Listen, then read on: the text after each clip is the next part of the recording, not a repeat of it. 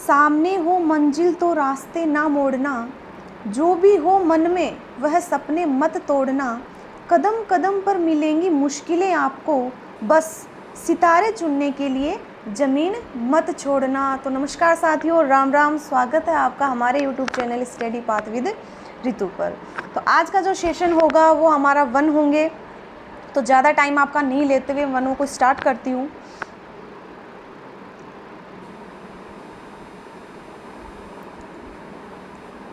कि वन जो है वो 42वें संविधान संशोधन 1976 के अंतर्गत वन जो है उनको संवर्ती सूची में डाला गया है। वन और वन्य जीवों को संवर्ती सूची में शामिल किया गया। भारत में प्रथम वन नीति जो है वो 1855 ईस्वी में लॉर्ड डलहौजी के द्वारा लाई जाती है, जिसमें ये कहा जाता है कि इमारती लकड़ी जो होगी उस पर सरकार का नियंत्रण होगा। भारत में प्रथम व्यवस्थित जो क्रमबद्ध वन नीति है वो 1894 में आती है और आज़ादी के बाद प्रथम वन नीति आती है 1952। इस नीति के तहत क्या होता है कि कुल वन क्षेत्रफल के जो टोटल क्षेत्रफल है उसके 33% भाग पर वन होने चाहिए। ये जो 1952 की वन नीति आई थी उसमें ये कहा गया था कि टोटल जो क्षेत्रफल है उसके 33% भाग पर वन होने चाहिए, जिसमें से पहाड़ी क्षेत्र में 65% व मैदानी क्षेत्र में 20% वन होने चाहिए। इस नीति के तहत ही वनों का जो वर्गीकरण है वो आरक्षित, रक्षित व अवर्गीकृत वनों में इनको विभाजित किया गया। इन तीनों वनों के बारे में मैंने वन रिपोर्ट हमने करवाई है अभी 1-2 दिन पहले, तो उस वन रिपोर्ट में आरक्षित, रक्षित, अवर्गीकृत वनों के बारे में अच्छे से डिटेल से बताया गया है। फिर आता है कि भारत की नवीनतम वन नीति जो है वो 1988 में घोषित की गई और वन संरक्षण अधिनियम 1980 में लाया गया। राजस्थान में वन संरक्षण की जो प्रथम योजना है वो किस रियासत ने बनाई, तो जोधपुर रियासत के द्वारा 1910 में वन संरक्षण की प्रथम योजना बनाई गई। राजस्थान में शिकार पर सर्वप्रथम जो प्रतिबंध है वो टोंक रियासत ने लगाया। कब लगाया? 1901 में। ये चीज़ें ध्यान रख लेना, ये वन लाइनर क्वेश्चन ऐसे ही आते हैं डायरेक्ट। वन अधिनियम बनाने वाली राजस्थान की प्रथम रियासत कौन सी है? तो अलवर रियासत है। 1935 में वन अधिनियम बनाया राजस्थान की प्रथम रियासत अलवर। राजस्थान में वन विभाग की जो स्थापना होती है वो 1950 में होती है और राजस्थान की प्रथम वन व पर्यावरण नीति 8 फरवरी 2010 को जारी की गई, जिसमें 20% वनों का जो लक्ष्य है वो रखा गया था। कि 8 फरवरी 2010 को प्रथम वन और पर्यावरण नीति लाई गई, जिसमें 20% वनों का लक्ष्य रखा गया। राजस्थान वन व पर्यावरण नीति घोषित करने वाला देश का पहला राज्य है राजस्थान। राजस्थान में नवीनतम वन अधिनियम 2014 को दिनांक 4 मार्च 2014 से लागू किया गया। कि राजस्थान में नवीनतम वन अधिनियम 2014 जो है उसे लागू किया गया 4 मार्च 2014 को। राजस्थान की नवीनतम वन नीति जो है वो आती है 8 फरवरी 2010, ये हमने ऊपर भी बता दिया। राजस्थान में सर्वाधिक जो वन हैं वो कौन से हैं भाई? धोकड़ा। राजस्थान में सर्वाधिक वन आते हैं धोकड़ा, और शुष्क वनों में सर्वाधिक देखते हैं तो खेजड़ी। राजस्थान का सर्वाधिक वन संकेंद्रित जो क्षेत्र है कि सबसे ज़्यादा वन कौन से क्षेत्र में पाए जाते हैं, तो ये वाला जो बेल्ट आता है हमारा दक्षिणी और पूर्वी भाग, इस वाले बेल्ट में सबसे ज़्यादा वन पाए जाते हैं। फिर आता है कि वनों का जो वर्गीकरण है वो सबसे पहले प्रोफेसर वीसी मिश्रा ने किया और इन्होंने राजस्थान में वनों को 7 प्रकार बताए हैं भाई, कि 7 भागों में वनों को बांटा गया है। इनके बारे में पढ़ लेते हैं डिटेल से, कौन कौन से हैं। पहला आता है शुष्क सांगवान वन, आर्द्र वन, सालर वन, नदी घाटी वन, उष्णकटिबंधीय सदाबहार वन और उष्णकटिबंधीय कांटेदार वन, मिश्रित पतझड़ वन। ये 7 प्रकार के वनों को बांटा गया है राजस्थान में। किसने बांटा? प्रोफेसर वीसी मिश्रा के अनुसार। अब पढ़ लेते हैं कि राजस्थान के वनों का जलवायु के आधार पर वर्गीकरण। ये तो क्या था? ये तो प्रोफेसर वीसी मिश्रा ने बांटा है कि राजस्थान में वनों के 7 प्रकार हैं, और उसके अलावा राजस्थान में वनों का जलवायु के आधार पर जो वर्गीकरण है वो 5 भागों में बांटा गया है, जिसमें पहले आते हैं शुष्क कांटेदार मरुस्थलीय वन। शुष्क कांटेदार मरुस्थलीय जो वन हैं इन्हें मरुद्भिद वन कहते हैं। और जीरोफाइट कहते हैं।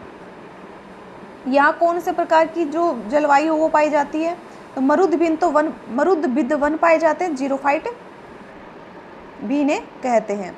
तो मरुस्थलीय जो वन है ये शुष्क, ये वाला जो पश्चिमी मरुस्थलीय वाला जो प्रदेश है इसमें सबसे ज़्यादा पाए जाते हैं। ये वन राजस्थान के सर्वाधिक क्षेत्रफल में विस्तृत है, सबसे ज़्यादा क्षेत्रफल में यही आते हैं। राजस्थान के पश्चिमी क्षेत्र में ये वाला जो बेल्ट आ जाता है, पश्चिमी क्षेत्र वाला, इसमें सबसे ज़्यादा पाए जाते हैं। राज्य के कुल वन क्षेत्र के कितने प्रतिशत भाग पर हैं ये, तो 6.26% भाग के ऊपर राजस्थान में शुष्क कांटेदार मरुस्थलीय वन पाए जाते हैं। क्लियर है सभी को यहाँ तक। प्रमुख क्षेत्र देख लेते हैं कौन कौन से हैं। तो इनमें आता है कि बीकानेर, जैसलमेर, जोधपुर, बाड़मेर, जालोर, हनुमानगढ़ और शेखावाटी वाला जो क्षेत्र आता है इसमें शुष्क मरुस्थलीय कांटेदार वन पाए जाते हैं। अब आता है कि प्रमुख वन कौन कौन से हैं, किस प्रकार के वन पाए जाते हैं। तो कैर पाए जाते हैं, खैर, रोहिड़ा, बबूल, खेजड़ी, नागफनी और बेर। ये जो प्रमुख वन है ये इस वाले बेल्ट में पाए जाते हैं। हो गए क्लियर, ठीक है। दूसरे आते हैं मानसून पतझड़ वन। मानसून पतझड़ वन है, ये पूर्वी मैदानी प्रदेश वाला जो बेल्ट आता है इसमें पाए जाते हैं। और ये कितने भाग पर पाए जाते हैं, तो राजस्थान के कुल वन क्षेत्र जो है उसके 23.38% भाग के ऊपर राजस्थान में मानसूनी पतझड़ वन है। ये वन क्या है कि आर्थिक दृष्टि से सर्वाधिक उपयोगी होते हैं। प्रमुख वृक्ष आता है कि बबूल, कौन कौन से वृक्ष पाए जाते हैं यहाँ पर, तो बबूल, खेजड़ी, रोहिड़ा, पीपल, बड़ और नीम, ये वन जो हैं ये प्रमुख पाए जाते हैं पतझड़ी वन में। पतझड़ वन होते हैं जो एक ऋतु आने पर अपने पत्ते गिरा देते हैं। फिर आता है कि पतझड़ वन, ये हो गए मानसूनी पतझड़ वन। एक आते हैं कि पतझड़ वन, इन्हें उष्णकटिबंधीय शुष्क पर्णपाती वन भी कहते हैं। राजस्थान के दक्षिणी व दक्षिणी पूर्वी भाग जो है इसमें अरावली की जो ढाल होती है उनमें ये वन पाए जाते हैं, पर्णपाती वन। और इन वनों में धोंक वृक्ष की जो अधिकता है वो होती है, इसलिए इन्हें धोकड़ा वन भी कहते हैं।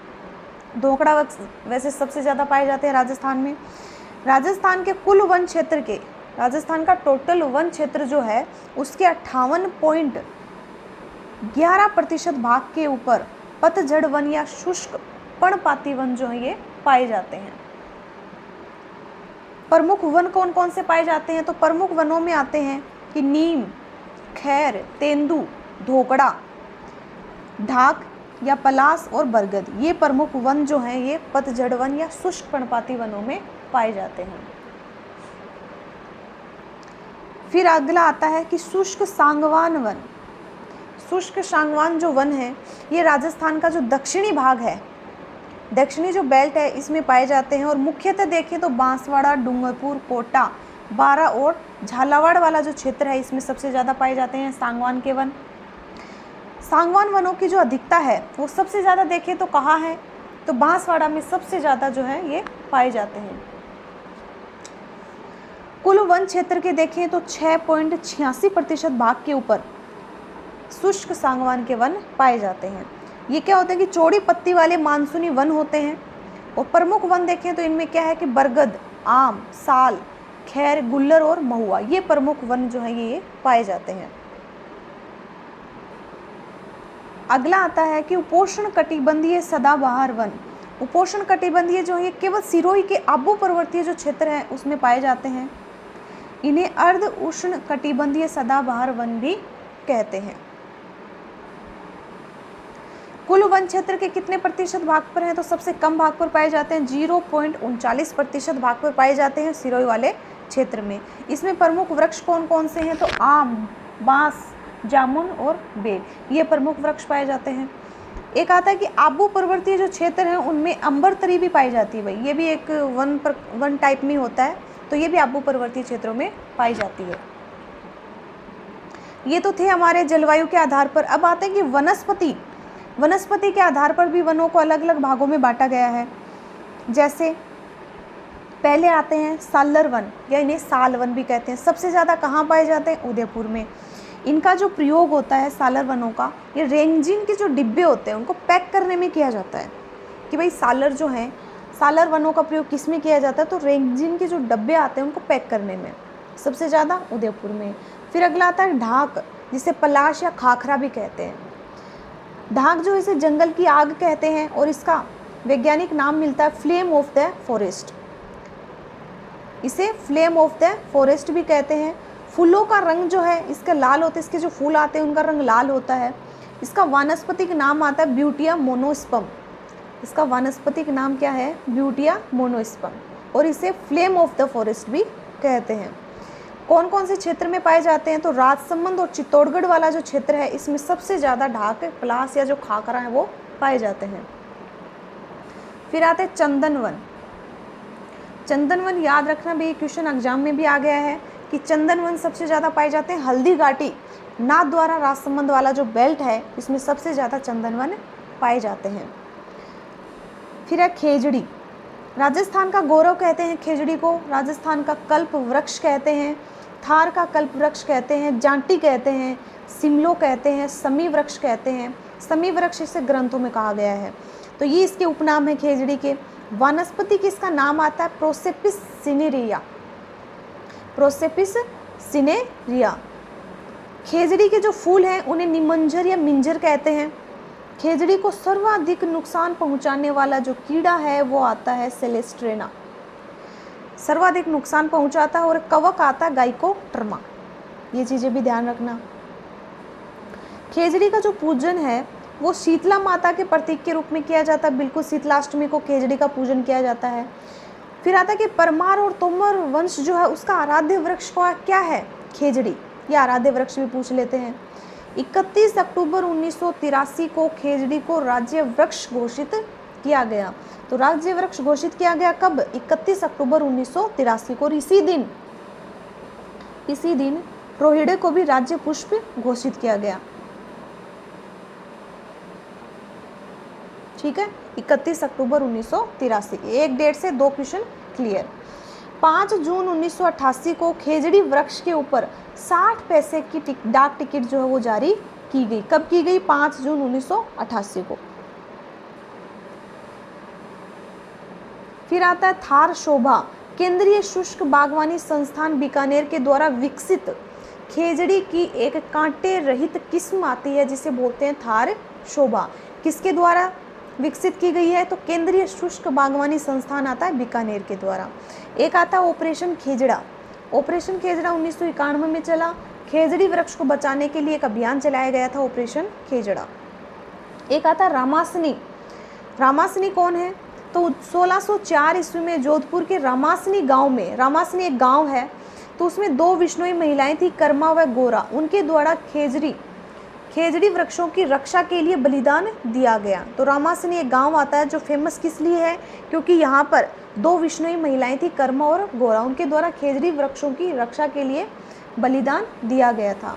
फिर आता कि खेजड़ी वृक्ष मेला जो है वो खेजड़ली गांव आता है जोधपुर, उसमें प्रतिवर्ष कब भरता है, भाद्र शुक्ल दशमी को। ये चीज़ याद रख लेना कि खेजड़ली वृक्ष मेला जो है वो कब भरता है, तो प्रतिवर्ष भाद्र शुक्ल दशमी को। एक आता भिवाड़ी अलवर में काकापुरी को पेड़ वाले बाबा कहा जाता है। कि लाइन देखना भाई कि भिवाड़ी अलवर के काकापुरी जो हैं उनको पेड़ वाले बाबा कहा जाता है। खड़ाना या साका क्या होता है कि विष्णुई संप्रदाय के द्वारा वृक्षों को बचाने के लिए प्राणोत्सर्ग करने की जो परंपरा है उसे बोलते हैं खड़ाना या साका। साका तो हम समझ जाएंगे, लेकिन खड़ाना नाम नया है इसमें कि विष्णुई संप्रदाय जो है वो वृक्षों को बचाने के लिए अपने जो प्राण त्यागते हैं, उनकी जो एक परंपरा है कि वृक्षों के लिए अपनी जान भी दे देते हैं, तो उस परंपरा को खड़ाना कहते हैं। वृक्षारोपण का संदेश देने वाले जो संत हैं वो आते हैं संत राजाराम। भारतीय कृषि अनुसंधान परिषद ने खेजड़ी को शुष्क फलों की श्रेणी में शामिल किया है। कि भारतीय कृषि अनुसंधान परिषद ने खेजड़ी को शुष्क फलों की श्रेणी में शामिल कर दिया गया है। एक आता है माटो। माटो क्या है, तो बीकानेर के राज्य चिन्ह में खेजड़ी वृक्ष को दर्शाया गया है, इसे माटो कहा जाता है। कि बीकानेर का एक राज्य चिन्ह आता है जिसमें खेजड़ी को दर्शाया गया, उसे माटो कहते हैं। एक आता है रूख भायला कार्यक्रम। रूख भायला कार्यक्रम 1985 का है। पश्चिमी राजस्थान में खेजड़ी वृक्ष लगाने की जो योजना है वो आती है रूख बायला कार्यक्रम। एक आता है लूंग या लूम क्या होती है, तो खेजड़ी वृक्ष की जो पत्तियां हैं उनको सुखाकर जो चारा बनाया जाता है उस चारे को बोलते हैं लूम या लूंग। ठीक है। नेक्स्ट आता है रोहिड़ा। रोहिड़ा जो है इसे रेगिस्तान या मरुस्थल का सांगवान, मरु टीक, मारवाड़ की टीक व मारवाड़ की टीक जो है इसे कहते हैं। तो रोहिड़े के उपनाम क्या आते हैं कि मरुस्थल का सांगवान कहते हैं रोहिड़े को, मरु टीक कहते हैं और मारवाड़ का टीक। वैज्ञानिक नाम देख लीजिए टिक्का मेला, टिक्का मेला अंडुलेटा। तो टिक्का मेला अंडुलेटा जो है वो रेगिस्तान या मरुस्थल का जो सांगवान है रोहिड़ा उसका वैज्ञानिक नाम आता है। एक आता है वानस्पतिक नाम क्या है, ये अलग अलग है। एक आता है टिनोस्पोरा कार्डिफोलिया, ये इसका वानस्पतिक नाम आता है। वैज्ञानिक तो बोलते हैं टिक्का मेला अंडुलेटा और वानस्पतिक नाम आता है टिनोस्पोरा कार्डिफोलिया। रोहिड़ा जो है इससे 31 अक्टूबर 1983 को राज्य पुष्प घोषित किया गया और वो पहले मैंने आपको बता दिया खेजड़ी वृक्ष को। इसे पुष्प मार्च, इसके जो पुष्प होते हैं वो मार्च अप्रैल माह में आते हैं, कि मार्च और अप्रैल का जो महीना आता है फाल्गुन चैत्र का, उसमें तो इसके क्या आता है कि पुष्प आते हैं। और इसे बंदूक का बट, इसकी जो पेड़ी होती है वो बोलते हैं, इसका जो तना होता है उससे क्या है कि बंदूक का बट बनाया जाता है। जरवील नामक चूहे से रोहिड़े वृक्ष को सर्वाधिक नुकसान पहुंच रहा है। प्रमुख वन उपजे देखें तो इमारती लकड़ी, सांगवान, सालर, रोहिड़ा, शीशम, ये क्या है प्रमुख वन उपजे हैं। इमारती लकड़ी में क्या क्या शामिल है, सांगवान है, सालर है, रोहिड़ा है, शीशम है। और जलाने की लकड़ी में देखें तो धोकड़ा, खेर, बबूल और खेजड़ी, ये जलाने की लकड़ी में शामिल है। तो इमारती लकड़ी पूछ लें, इसमें 3 ऑप्शन ये दे देंगे और नीचे बबूल डाल देंगे, तो ये इमारती लकड़ी में शामिल नहीं है। और जलाने वाली लकड़ियों में 4 शामिल है, धोकड़ा, खैर, बबूल और खेजड़ी।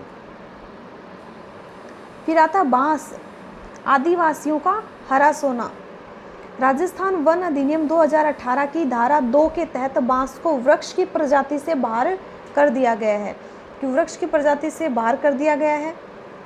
बांस सबसे बड़ी घास है, यह विश्व की सर्वाधिक तेज बढ़ने वाली घास है। कि एक तो घास मान लिया गया है, वृक्ष जो है उसकी प्रजाति से बाहर निकालकर इसे घास मान लिया गया है कि ये सबसे बड़ी घास है और सर्वाधिक तेज बढ़ती है।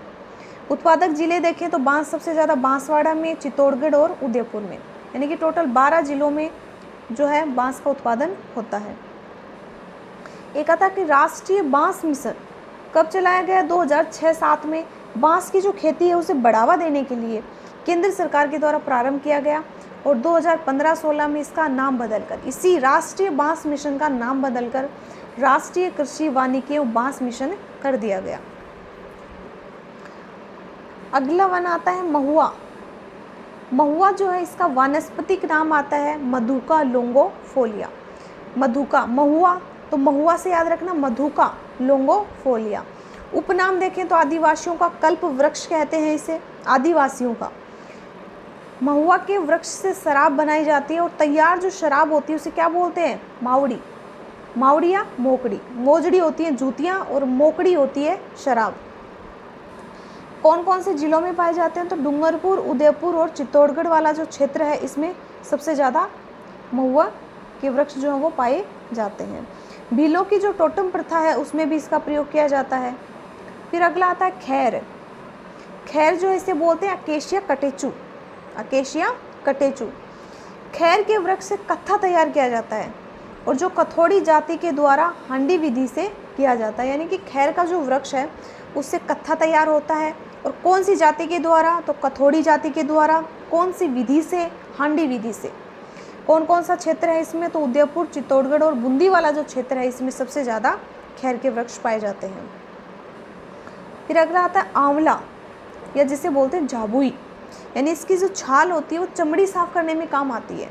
आंवला या झाबुई की सबसे ज़्यादा कहाँ पाए जाते हैं, अजमेर में। फिर आते हैं अर्जुन वृक्ष। अर्जुन वृक्ष या सहतूत, इस वृक्ष पर रेशम कीट पाले जाते हैं, कि जो शहतूत का जो पेड़ होता है ना उसे अर्जुन वृक्ष कहते हैं। इस वृक्ष के ऊपर रेशम के कीट जो हैं वो पाले जाते हैं। अर्जुन के पेड़ पर की जाने वाली जो कृत्रिम रेशम की जो खेती होती है इसके वृक्ष पर की जाने वाली, उसे बोलते टसर, कि टसर पद्धति के द्वारा इसमें रेशम कीट जो है वो पाले जाते हैं। कौन कौन से क्षेत्र हैं? तो ये उदयपुर, बांसवाड़ा और कोटा। उदयपुर, बांसवाड़ा और कोटा। एक आता बेर। बेर के पेड़ पर लाख का उत्पादन कौन सा कीट है? लेसिफर लक्का। कि बेर के पेड़ पर लाख उत्पादन के लिए, कि लाख का उत्पादन करने के लिए लेसिफर लक्का नामक एक कीट होता है, उसे पाला जाता है। कौन से पेड़ पर? बेर के पेड़ पर। पश्चिमी राजस्थान में थाई एप्पल नामक बेर की एक किस्म है जिसका उत्पादन किया जाता है। तो पश्चिमी राजस्थान में कौन सी बेर की किस्म जो है वो प्रसिद्ध है? वो आती है थाई एप्पल। ठीक है। सर्वाधिक जो है लाख, वो बांसवाड़ा में, सर्वाधिक लाख का उत्पादन जो बांसवाड़ा में होता है। फिर एक आती है आड़ू। आड़ू की लकड़ी से कठपुतली बनाई जाती है। तेंदू आता है। तो स्थानीय भाषा में तेंदू जो है उसे टिमरू कहा जाता है। टिमरू जो है किसका स्थानीय नाम है? तेंदू का। तेंदू के पत्ते से बीड़ी बनाई जाती है। बिल्कुल। मयूर बीड़ी कारखाना जो है वो कहाँ है? टोंक में। सरकारी कारखाना है मयूर बीड़ी कारखाना। तेंदू के पत्ते का जो राष्ट्रीयकरण है वो कहीं 1973 मिलता है, कहीं 74 मिलता है। तो 1973-74 में जो भी ऑप्शन में हो वो हम देखेंगे। इसके तेंदू पत्ते का जो व्यापार है केवल राज्य सरकार ही कर सकती है। सर्वाधिक सबसे ज़्यादा तेंदू के पत्ते हैं। तेंदू की खेती कहाँ की जाती है? तो तेंदू के वृक्ष मिलते हैं झालावाड़, बारा, चित्तौड़गढ़, बांसवाड़ा। कि झालावाड़, बारा, चित्तौड़गढ़ और बांसवाड़ा में। राजस्थान में सर्वाधिक तेंदू पत्ता उत्पादन जो वो बांसवाड़ा में होता है और इसका वानस्पतिक नाम आता है डाईपारस। डाईपारस मेलेनोजाइलोन। तो तेंदू का जो पत्ता होता है तो इसका वानस्पतिक नाम आता है कि डाईपारस मेलेनोजाइलोन। एक आता है कि टस्सर विकास कार्यक्रम उदयपुर, बांसवाड़ा और कोटा में चलाया गया। कहाँ कहाँ चलाया गया? उदयपुर, बांसवाड़ा और कोटा में। फिर प्रमुख घासें आती हैं। इन घासों में सबसे पहले आती है सेवण। सेवण जो है इसका वानस्पतिक नाम देखिए लस्यूरुस सिंड्यूकुस। लस्यूरुस सिंड्यूकुस जो है वो सेवण का वानस्पतिक नाम है। सर्वाधिक सेवण घास जो जैसलमेर में पाई जाती है और इसे गोडावण की शरण स्थली भी कहा जाता है। इसमें गोडावण पक्षी अपने अंडे देता है सेवण घास में। फिर एक आती है लिलोण। इसी में सेवण में कि लिलोण क्या है कि सेवण घास को काट कर उसे सुखाया जाता है। कि जो सेवण होती है उसे काट लिया जाता है, फिर सुखाकर जो घास बनाई जाती है उसे लिलोण कहते हैं स्थानीय भाषा में। और राजस्थान में सबसे लंबी जो घास आती है वो यही है जो लाठी सीरीज में सर्वाधिक पाई जाती है। पश्चिमी राजस्थान की सर्वाधिक या स्वादिष्ट व पौष्टिक घास जो आती है वो सेवणी आती है और सबसे लंबी घास है। लिलोण क्या है? तो सेवण घास को काटकर सुखाकर जो घास बनाई जाती है उसे लिलोण कहते हैं। एक आता है धामण। धामण जो घास है इस घास को संस्कृत में जयंती वेद व हिंदी में धामरा कहते हैं। दुधारू पशुओं के लिए सबसे ज़्यादा उपयोगी होती है, वह मधुमेह रोग में भी उपयोगी है। फिर एक आती है खस। खस घास जो है सबसे ज़्यादा पाई जाती है भरतपुर, सवाई माधोपुर, करौली में। बुर आती है, सुगंधित घास है जो बीकानेर में पाई जाती है। बुर केवल बीकानेर में पाई जाती है और सुगंधित घास होती है। सुगनी आती है बीकानेर में। ओलेवरी घास जो आती है वो जोधपुर में आती है। एक आती है कि सेवण, धामण, मुराल, अंजन, करड़ी और तरड़गम, ये सबसे ज़्यादा कहाँ पाई जाती है? जैसलमेर में। ये प्रमुख घास ही हैं। मोथा घास व एच्चा घास जो है वो घना पक्षी विहार भरतपुर में मिलती है। और ये जो एच्चा घास है इसमें पक्षी क्या है? उलझ कर मर जाते हैं, क्योंकि एक जाल सा होता है। ये घास जो होती है एक जाल सा होता है जिसमें पक्षी जो है उनके पैर फंस जाते हैं और वो उलझ जाते हैं उसमें, वो फिर मर जाते हैं। तो कहाँ पाई जाती है? घना पक्षी विहार में। फिर आता डाब। डाब जो है ये घास चंद्र ग्रहण व सूर्य ग्रहण के समय सूतक से बचने के लिए कि भाई कोई अनर्थ नहीं हो, इसके लिए काम में ली जाती है डाब। फिर प्रमुख वानिकी परियोजनाएं आती हैं जिसमें पहली आती है मरु वृक्षारोपण परियोजना। मरु वृक्षारोपण परियोजना 1978 की है। राजस्थान के 10 मरुस्थलीय जिलों में संचालित है मरु वृक्षारोपण परियोजना। केंद्र व राज्य का प्रतिशत देखें तो 75 व 25%। 75 केंद्र सरकार का, राज्य का 25% भाग जो है वो इसमें आता है। दूसरा कार्यक्रम आता है सामाजिक वानिकी कार्यक्रम। सामाजिक वानिकी कार्यक्रम 1985-86 में और वर्तमान में राज्य के 19 जिलों में कार्यरत है। एक आता इंदिरा गांधी नहर क्षेत्र वृक्षारोपण व चारागाह विकास परियोजना 1991, JBIC जापान के सहयोग से ये संचालित है। अरावली वृक्षारोपण परियोजना 1 अप्रैल 1992 को जापान JBIC की सहायता से चलाई जा रही है ये भी।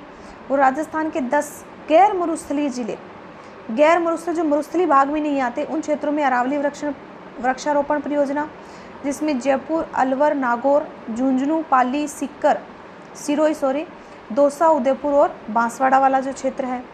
समापन 31 मार्च 2000 को ये समाप्त हो गई थी। एक आती है कि वानिकी विकास योजना। वानिकी विकास योजना 1995-96 में JBIC जापान की सहायता से चलाई गई। इसका समापन 2000 में हो गया था और अरावली के पूर्व के जो 15 गैर मरुस्थलीय जिले हैं उनमें ये चलाई गई थी। इसका जो उद्देश्य क्या था कि मरुस्थल का जो प्रसार हो रहा है लगातार उसको रोकना और जैव विविधता का विकास करना। फिर नेक्स्ट आती है राजस्थान वानिकी व जैव विविधता परियोजना। राजस्थान वानिकी व जैव विविधता परियोजना, इसका जो फेज फर्स्ट है वो 2003 से 2010 तक था और राजस्थान के 18 जिलों में संचालित। फेज 2 आता है वो अक्टूबर 2011 से मार्च 2021 तक चलेगा। जिक्का के आर्थिक सहयोग से 10 मरुस्थलीय व 5 गैर मरुस्थलीय जिलों में ये संचालित है। राजस्थान वानिकी व जैव विविधता परियोजना। फिर आता है कि वनों से संबंधित प्रमुख संस्थान आते हैं, जिसमें आता है कि शुष्क वन अनुसंधान संस्थान आता है आफरी, जिसे बोलते हैं एरिड फॉरेस्ट रिसर्च इंस्टीट्यूट। आफरी ये जोधपुर में है, 1985 में इसकी स्थापना होती है। राजस्थान वानिकी व वन्य जीव प्रशिक्षण संस्थान जयपुर में आता है। राजस्थान वन प्रशिक्षण केंद्र अलवर में। आयुर्वेद ड्रग लेबोरेटरी जो आती है जोधपुर में है। राजस्थान का प्रथम वानिकी महाविद्यालय कहाँ है, तो ये आता है झालावाड़ में। वन अनुसंधान फार्म आता है गोविंदपुरा जयपुर में। राजस्थान राज्य प्रदूषण नियंत्रण बोर्ड 7 फरवरी 1975 को इसकी स्थापना होती है, राजस्थान राज्य प्रदूषण नियंत्रण बोर्ड की। राजस्थान राज्य वन विकास निगम लिमिटेड जो RSFDC है, इसकी स्थापना होती है 16 दिसंबर 2020 को। वन विकास अभिकरण जो है ये 9 जुलाई 2010 को। 33 वन विकास अभिकरण जो है वो वर्तमान में कार्यरत है, 9 जुलाई 2010 को। एक आता कि forest model school. Forest model school कहाँ है, उदयपुर, बांसवाड़ा और झालावाड़ में। तो फॉरेस्ट सबसे ज़्यादा वन वैसे नीचे वाले बेल्ट में ही पाए जाते हैं कि दक्षिणी वाले में, तो उसमें वहीं फॉरेस्ट मॉडल स्कूल खोल दिए उदयपुर, बांसवाड़ा और झालावाड़ में। एक आता है कि काजरी, वो तो हमने आफरी पढ़ा था। काजरी होता केंद्रीय शुष्क क्षेत्र अनुसंधान संस्थान, जिसकी स्थापना 1959 में जोधपुर में होती है। अन्य योजनाओं में देखते हैं तो एक तो आती है रूख भायला कार्यक्रम। रूख भायला कार्यक्रम क्या है, 1985 में संचालित हुआ था। पश्चिमी वाला जो बेल्ट है इसमें संचालित है। 7वीं पंचवर्षीय योजना में राजीव गांधी द्वारा उद्घाटन किया गया रूख भायला कार्यक्रम का डूंगरपुर जिले में। कहाँ से, डूंगरपुर जिले में। रूख भायला का अर्थ क्या है, तो रूख भायला का अर्थ आता है वृक्ष मित्र। रूख भायला आता है वृक्ष मित्र, यानी अधिक से अधिक वन लगाना। फिर आता है जनता वन योजना। जनता वन योजना जो आती है 21 मार्च 1996 से राज्य सरकार के द्वारा संचालित है। एक आता बनास भूजल संरक्षण योजना 1999-2000 में चलाई गई, 4 जिलों में संचालित है, जयपुर, दौसा, टोंक और सवाई माधोपुर। बनास भूजल संरक्षण योजना। एक वन धन योजना आती है जो 17 अगस्त 2015। घर घर औषधि योजना, ये तो काफ़ी फेमस हुई, देखो भाई कई एग्जाम्स में क्वेश्चन भी काफ़ी पुट अप हुए इससे। घर घर औषधि योजना 5 जुलाई 2021 से संचालित। राजस्थान सरकार द्वारा औषधीय जो पौधे हैं उनकी विविधता व गुणवत्ता को बढ़ावा देना। घर घर औषधि योजना कोरोना के टाइम पे चलाई गई थी। मेन इसका यही था उस टाइम पे जो भी औषधीय जो पौधे हैं वो हर घर में उपलब्ध हो। इसके तहत कौन कौन से तुलसी, गिलोय, अश्वगंधा और कालमेघ के 2-2 कुल 8 पौधों की एक किट जो है वो प्रत्येक परिवार को निःशुल्क दी जा रही है। यानी कि 4 पौधे दिए जा रहे हैं, तुलसी, गिलोय, अश्वगंधा और कालमेघ। 2021 से 2024 तक ये चलाई जाएगी। कोरोना के टाइम पे चलाई गई थी, 2024 तक ये संचालित रहेगी। फिर आता कि राज्य स्तरीय जो वानिकी पुरस्कार आते हैं, उसमें एक आता कि अमृता देवी विश्नोई वानिकी पुरस्कार 1994 में शुरू हुआ। प्रथम बार 1997 में किसे दिया गया? गंगाराम विश्नोई को। गंगाराम विश्नोई थे पाली के, उनको दिया गया। राशि कितने दी जाती है? तो राशि दी जाती है कि व्यक्ति जो होगा, मान लो एक पर्सन को दी जाएगी तो 50,000 रुपये, या कोई संस्था को दी जाएगी तो 1 लाख रुपए। फिर आता कि वानिकी पंडित पुरस्कार। वानिकी पंडित पुरस्कार प्रथम पुरस्कार दिया गया BC जाट को, जो जयपुर के थे। इसमें जो राशि दी जाती है वो 5,000 रुपये। यह दूसरा प्रतिष्ठित राज्य स्तरीय पुरस्कार है। ठीक है। फिर एक आता है कि राजीव गांधी पर्यावरण संरक्षण पुरस्कार राज्य सरकार के द्वारा दिया जाता है और 2012 में प्रारंभ हुआ था। इसमें क्या है कि ये प्रतिवर्ष 5 जून को दिया जाता है। 5 जून को दिया जाता है। पर्यावरण संरक्षण में उत्कृष्ट कार्य करने के लिए इसमें 3 श्रेणियों में पुरस्कार दिया जाएगा 5 जून को। नागरिक है तो उसे 5 लाख रुपए, कोई भी संगठन है तो उसे 3 लाख रुपए, और कोई भी नगर पालिका को दिए जा रहे हैं तो 2 लाख रुपए दिए जाएंगे। राजस्थान के प्रसिद्ध पार्क या उद्यान आते हैं, जिसमें आता है कि इको टूरिज्म पार्क आता है झालाना जयपुर में। ये 1 लाइनर है, याद रख लेना अच्छे से। विश्व वानिकी वृक्ष उद्यान है झालाना जयपुर में।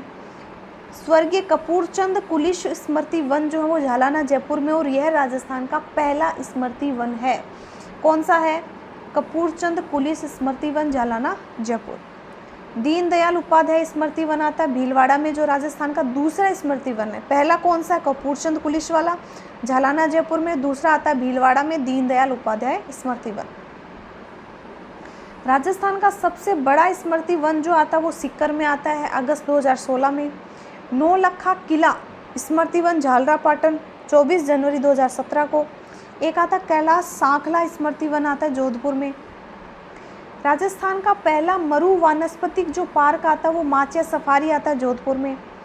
राजस्थान का सबसे बड़ा ओरण कहाँ है? राजस्थान का सबसे बड़ा ओरण तो ये आता है देशनोक बीकानेर में। राजस्थान में सर्वाधिक जैव विविधता वाला जो ओरण आता है या वन खंड वो आता है ढाड देवी वन खंड आता है कोटा में। ये सर्वाधिक जैव विविधता वाला ओरण है भाई। ओरण होता क्या है? जैसे कोई भी मंदिर है, उसके चारों तरफ जो जगह होती है उस मंदिर की, उसे बोलते हैं कि भाई इस मंदिर में चारों तरफ कितनी जगह है, तो वो सबसे बड़ा ओरण हो गया। तो सर्वाधिक जैव विविधता वाला ओरण आता है ढाड वन देवी आती है, तो ढाड देवी वन खंड आता है कोटा में। यहाँ सबसे बड़ा जैव विविधताओं का ओरण है। पर्यावरण पार्क आता है सोजत पाली में। सत्याग्रह उद्यान आता है, ये आता है पाली में। लाखोटिया उद्यान आता है पाली में, याद रख लेना है पाली वाले। सोहिनी उद्यान आता है भीनमाल जालोर में। एक आता है herbal garden Pushkar Ajmer. Nature park Churu. Neemri माता पार्क बाड़मेर। बटरफ्लाई वैली आती है जयपुर में। बोगनवेलिया पार्क आता है जयपुर में। एक आता है बागदड़ा नेचर पार्क, ये उदयपुर। मेवाड़ जैव विविधता पार्क आता है अम्बेरी उदयपुर। रत्नागिरी कन्या उपवन जो आता है उद्यान आता है वो भुवाणा उदयपुर में। महात्मा गांधी स्मृति वन उद्यान योजना आती है उदयपुर, अजमेर, जयपुर व कोटा में नगर वन स्थापित किए गए हैं। कि जो योजना है महात्मा गांधी स्मृति वन उद्यान योजना, इसके तहत उदयपुर, अजमेर, जयपुर व कोटा में नगर वन स्थापित किए गए हैं। राजस्थान का प्रथम नगर वन उद्यान जो है वो आता चीरवा की घाटी उदयपुर में। राजस्थान का दूसरा नगर वन देखें तो वो आता महुआ का बीड़ आता है अजमेर में 2017 में। जयपुर के मुहाना व कोटा के भदाना में भी नगर वन उद्यान विकसित किए गए हैं। राजस्थान की प्राचीनतम जो नर्सरी है वो आती है पंचकुंड नर्सरी अजमेर 1879 में। प्राचीनतम नर्सरी है पंचकुंड, कहाँ है? अजमेर में। कब स्थापित हुई? 1879 में। इकोलॉजी पार्क आता है लक्ष्मणगढ़ सीकर में, स्थापना होती है 18 दिसंबर 2020 को। राजस्थान का पहला विश्व स्तरीय जो बर्ड पार्क है वो उदयपुर में आता है। प्लास्टिक कैरी बैग पर प्रतिबंध राजस्थान सरकार के द्वारा लगाया गया 1 अगस्त 2010 से। फिर आता कि राजवायु क्या है? तो राजवायु एक ऐप है। 5 जून 2016 को ये जो ऐप है इसे लॉन्च किया जाता है, जिसमें क्या है कि जयपुर, जोधपुर, उदयपुर की जो वायु की गुणवत्ता है उसकी जानकारी ली जाती है। प्रदेश का पहला आर्किड जो फेस्टिवल है वो उदयपुर में। स्वच्छ हवा कार्यक्रम चलाया जाता है राजस्थान में प्रदूषण स्तर को घटाने के लिए। स्वच्छ हवा कार्यक्रम चलाया जाता है राज्य प्रदूषण नियंत्रण बोर्ड के द्वारा तथा विज्ञान एवं पर्यावरण केंद्र नई दिल्ली के मध्य 2 मार्च 2020 को एक MOU किया जाता है स्वच्छ हवा कार्यक्रम के तहत। फिर एक आता है कि नो व्हीकल डे, ये क्या है? राजस्थान में परिवहन विभाग ने अपने कर्मचारियों के लिए प्रत्येक माह के पहले कार्य दिवस को नो व्हीकल डे के रूप में मनाने का निर्णय लिया है कि भाई उस दिन कोई व्हीकल नहीं लेके आएगा, पैदल ही आएंगे सब। फिर एक आता है भनोत कमेटी। भनोत कमेटी 1976 में राज्य सरकार के द्वारा वन नीति बनाने के लिए एक कमेटी गठित की गई थी, भनोत कमेटी। पंचकूटा क्या होता है कि कुम्मट, कैर, सांगरी, काचरी और गुदा के फूल को कूटकर बनाई जाने वाली जो सब्जी होती है उसे बोलते हैं पंचकूटा। तो क्वेश्चन कैसे आता है कि पंचकूटा में शामिल नहीं है, तो इसमें से 3 ये ले लेंगे और एक अलग से दे देंगे। तो कुम्मट, कैर, सांगरी, काचरी और गुदा, इनको मिलाकर सब्जी बनाई जाती है जिसे पंचकूटा कहते हैं। एक आता है कि वनस्पति के प्रकार। मरुद्भिद जो वनस्पति है मरुस्थलीय क्षेत्रों में, ठीक है, जीरोफाइट होती है वो। शैलोद्भिद आती है, चट्टानों व गुफाओं में पाई जाती है जो शैलोद्भिद है, शैल होती है चट्टान। लवणोद्भिद आते हैं जो दलदली क्षेत्र है, जो लूणी बेसिन वाला। जलोद्भिद है जो जल में सबसे ज़्यादा जो जल से ढकी हुई वनस्पति होती है वो जलोद्भिद। समोद्भिद आती है जो सामान्य ताप व आर्द्रता वाले स्थानों पर पाई जाती है। शीतोद्भिद होती है जो टुंड्रा प्रदेश और बर्फीले क्षेत्रों में पाई जाती है, वो शीतोद्भिद होती है। ये वनस्पति हो गई। फिर आता है कि भारतीय वन सर्वेक्षण विभाग FSI देहरादून। तो भारतीय वन सर्वेक्षण विभाग आता है देहरादून। स्थापना होती है 1 जून 1981 को। 4 कार्यालय स्थापित किए गए हैं वनों के, शिमला, कोलकाता, नागपुर और बेंगलुरु, भारतीय वन सर्वेक्षण विभाग के तहत। फिर आता है कि प्रमुख राजवंश व उनके आराध्य वृक्ष। ये चीज़ें पूछी जाती है भाई खेजड़ी जो है वो कौन से वंश की जो आराध्य वृक्ष है, तो ये याद रख लेना। नीम जो है वो राठौड़ वंश का आराध्य वृक्ष है।